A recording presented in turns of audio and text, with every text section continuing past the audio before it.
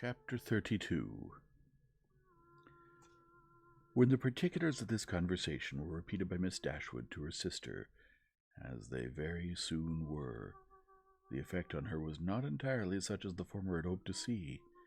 Not that Marianne appeared to distrust the truth of any part of it, for she listened to it all with the most steady and submissive attention, made neither objection nor remark, attempted no vindication of Willoughby, and seemed to show by her tears that she felt it to be impossible. But, though this behavior assured Elinor that the conviction of this guilt was carried home to her mind, though she saw with satisfaction the effect of it in her no longer avoiding Colonel Brandon when he called, in her speaking to him, even voluntarily speaking with a kind of compassionate respect, and though she saw her spirits less violently irritated than before, she did not see her less wretched. Her mind did become settled, but it was settled in a gloomy dejection.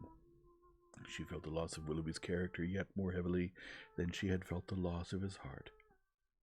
His seduction and desertion of Miss Williams, the misery of that poor girl, and the doubt of what his designs might once have been on herself, preyed altogether so much on her spirits that she could not bring herself to speak of what she felt even to Elinor, and brooding over her sorrows in silence, gave more pain to her sister than could have been communicated by the most open and most frequent confession of them. To give the feelings or the language of Mrs. Dashwood on receiving and answering Elinor's letter would be only to give a repetition of what her daughters had already felt and said, of a disappointment hardly less painful than Marianne's, and an indignation even greater than Elinor's. Long letters from her, quickly succeeding each other, arrived to tell all that she suffered and thought, to express her anxious solicitude for Marianne, and entreat that she would bear up with fortitude under this misfortune. Bad indeed must the nature of Marianne's affliction be, when her mother could talk of fortitude. Mortifying and humiliating must be the origin of those regrets which she could not wish to indulge. Against the interest of her own individual comfort, Mrs. Dashwood had determined that it would be better for Marianne to be anywhere at that time than at Barton, where everything within her view would be bringing back the past in the strongest and most afflicting manner, by constantly placing Willoughby before her such as she had always seen him there. She recommended to her daughters, therefore, by all means not to shorten their visit to Mrs. Jennings, the length of which, though never exactly fixed, had been expected by all to comprise at least 5 or 6 weeks. A variety of occupations, of objects, and of company, which could not be procured at Barton, would be inevitable there, and might yet, she hoped, cheat Marianne, at times, into some interest beyond herself, and even to some amusement, much as the ideas of both might now be spurned by her. From all danger of seeing Willoughby again, her mother considered her to be at least equally safe in town as in the country, since his acquaintance must now be dropped by all who called themselves her friends. Design could never bring them in each other's way, negligence could never leave them exposed to a surprise, and chance had less in its favour in the crowd of London than even in the retirement of Barton, where it might force him before her while paying that visit at Allenham on his marriage, which Mrs. Dashwood, from foreseeing at first as a probable event, had brought herself to expect as a certain one. She had yet another reason for wishing her children to remain where they were. A letter from her son-in-law told her that he and his wife were to be in town before the middle of February, and she judged it right that they should sometimes see their brother.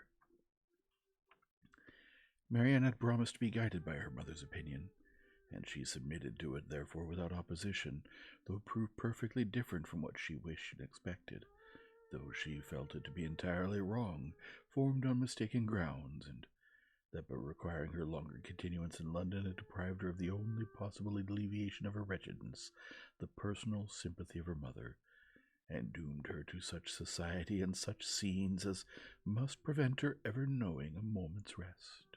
But it was a matter of great consolation to her that what brought evil to herself would bring good to her sister, and Elinor, on the other hand, suspecting that it would not be in her power to avoid Edward entirely, comforted herself by thinking that, though their longer stay would therefore militate against her own happiness, it would be better for Marianne than an immediate return into Devonshire. Her carefulness in guarding her sister from ever hearing Willoughby's name mentioned was not thrown away. Marianne, though without knowing it herself, reaped all its advantage, for neither Mrs. Jennings nor Sir John, nor even Mrs. Palmer herself, ever spoke of him before her. Eleanor wished that the same forbearance could have extended towards herself, but that was impossible, and she was obliged to listen day after day to the indignation of them all. Sir John could not have thought it possible.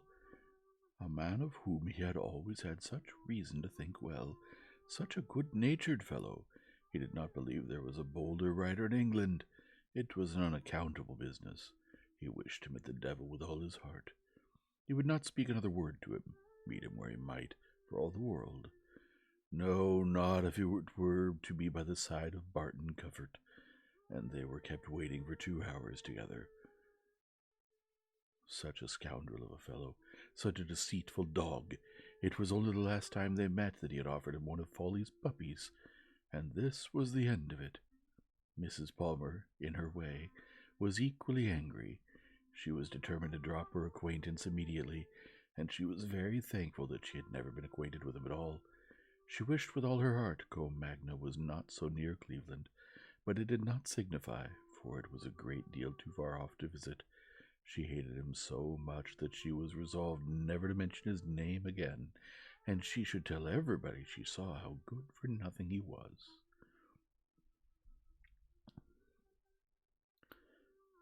The rest of Mrs. Palmer's sympathy was shown in procuring all the particulars in her power of the approaching marriage and communicating them to Eleanor. She could soon tell at what coachmaker's the new carriage was building, by what painter Mr. Willoughby's portrait was drawn, and at what warehouse Miss Grey's clothes might be seen. The calm and polite unconcern of Lady Middleton on the occasion was a happy relief to Eleanor's spirits, oppressed as they often were by the clamorous kindness of the others. It was a great comfort to her to be sure of exciting no interest in one person at least among their circle of friends. A great comfort to know that there was one who would meet her without feeling any curiosity after particulars, or any anxiety of her sister's health. Every qualification is raised at times by the circumstances of the moment to more than its real value, and she was sometimes worried down by officious condolence to rate good breeding as more indispensable to comfort than good nature. Lady Middleton expressed her sense of the affair about once every day, or twice if the subject occurred very often, by saying, "It is very shocking indeed," and by the means of this continual though gentle vent was able not only to see the Miss Dashwoods from the first without the smallest emotion, but very soon to see them without recollecting a word of the matter, and having thus supported the dignity of her own sex, and spoken her decided censure of what was wrong in the other, she thought herself at liberty to attend to the interest of her own assemblies, and therefore determined, though rather against the opinion of Sir John, that as Mrs. Willoughby would at once be a woman of elegance and fortune, to leave her card with her as soon as she married. Colonel Brandon's delicate, unobtrusive inquiries were never unwelcome to Miss Dashwood. He had abundantly earned the privilege of intimate discussion of her sister's disappointment by the friendly zeal with which he had endeavored to soften it, and they always conversed with confidence. His chief reward for the painful exertion of disclosing past sorrows and present humiliations was given in the pitying eye with which Marianne sometimes observed him, and the gentleness of her voice whenever, though it did not often happen, she was obliged or could oblige herself to speak to him. These assured him that his exertion had produced an increase of goodwill towards himself, and these gave Eleanor hopes of its being farther augmented hereafter. But Mrs. Jennings, who knew nothing of all this, who knew only that the colonel continued as grave as ever, and that she could neither prevail on him to make the offer himself, nor commission her to make it for him, began, at the end of 2 days, to think that, instead of midsummer, they would not be married till Michaelmas, and by the end of a week that it would not be a match at all. The good understanding between the Colonel and Miss Dashwood seemed rather to declare that the honors of the mulberry tree, the canal, and the yew harbor would all be made over to her, and Mrs. Jennings had for some time ceased to think at all of Mrs. Ferrars. Early in February, within a fortnight from the receipt of Willoughby's letter, Elinor had the painful office of informing her sister that he was married. She had taken care to have the intelligence conveyed to herself as soon as it was known that the ceremony was over, as she was desirous that Marianne should not receive the first notice of it from the public papers, which she saw her eagerly examining every morning. She received the news with resolute composure, made no observation on it, and at first shed no tears. But after a short time they would burst out, and for the rest of the day she was in a state hardly less pitiable than when she first learned to expect the event. The Willoughbys left town as soon as they were married, and Elinor now hoped, as there could be no danger for seeing either of them, to prevail on her sister, who had never yet left the house since the blow first fell, to go out again by degrees as she had done before. About this time the two Miss Steeles, lately arrived at their cousin's house in Bartlett's Buildings, Holborn, presented themselves again before their more grand relations in Conduit and Berkeley Streets, and were welcomed by them with all great cordiality. Elinor only was sorry to see them. Their presence always gave her pain, and she hardly knew how to make a very gracious return to the overpowering delight of Lucy in finding her still in town. "I should have been quite disappointed if I had not found out you here still," said she repeatedly, with a strong emphasis on the word. "But I always thought I should. I was almost sure you would not leave London yet a while, though you had told me, in Barton, that you should not stay above a month. But I thought at the time that you would most likely change your mind when it came to the point. It would have been such a great pity to have went away before your brother and sister came, and now to be sure you will be in no hurry to be gone. I'm amazingly glad you did not keep to your word." Elinor perfectly understood her, and was forced to use all her self-command to make it appear that she did not. "Well, my dear," said Mrs. Jennings, "and how did you travel?" "Not on the stage, I assure you," replied Miss Steele with quick exultation. "We came post all the way, and had a very smart beau to attend us. Dr. Davies was coming to town, and so we thought we'd join him in a post-chaise, and he behaved very genteelly, and paid 10 or 12 shillings more than we did." "Oh," cried Mrs. Jennings, "very pretty indeed, and the doctor is a single man, I warrant you." "There now," said Miss Steele, affectedly simpering. "Everybody laughs at me so about the doctor, and I cannot think why. My cousins say they are sure I made a conquest, but for my part I declare I never think about him from one hour's end to another. Lord, here comes your beau Nancy, my cousin," said t'other day, when she saw him crossing the street to the house. "My beau, indeed," said I. "I cannot think who you mean. The doctor is no beau of mine." Aye, that is very pretty talking, but it won't do.